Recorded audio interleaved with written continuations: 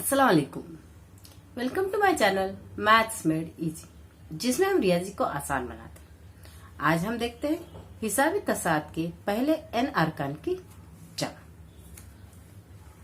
हमें पता है दिए हुए तवातर में कोई भी दो मुतवातिर अरकान के दरमियान फर्क यानी टी एन जमा एक मनफी टी एन मुस्तकिल हो तब उस तवातर को हिसाबी तसाद कहते हैं। हिसाबी तसाद के पहले रुकन को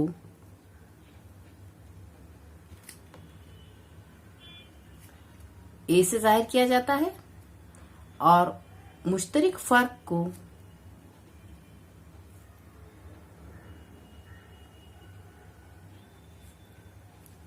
डी से जाहिर किया जाता है। ऐसे ही एनवा रुकन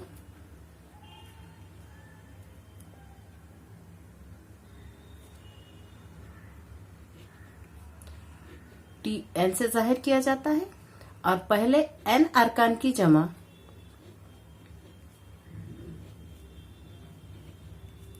हम एस एन से जाहिर करते हैं। इस तरह से एस एन मसावी होगा टी वन एस वन मसावी टी वन। एस टू यानी पहले दो अरकान की जमा टी वन जमा टी टू।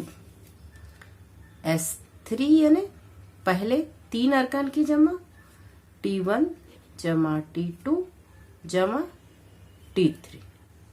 एस फोर मसावी टी वन जमा टी टू जमा टी थ्री जमा टी फोर। इसलिए एस एन आता है टी वन जमा टी टू जमा टी थ्री जमा टी एन। यहाँ टी एन यानी आखिरी रुकन होगा। जैसे अगर हम यहाँ एस 10 लेते हैं तो टी एन आएगा टी 10। इसी से हम लिख सकते हैं टी वन मसावी एस वन, टी वन मसावी एस वन, टी टू मसावी एस टू मनफी एस वन,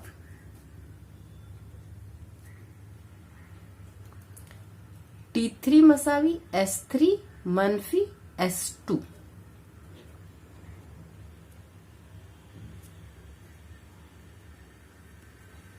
इसलिए टी एन मसावी आएगा एस एन मनफी एस एन मनफी एक।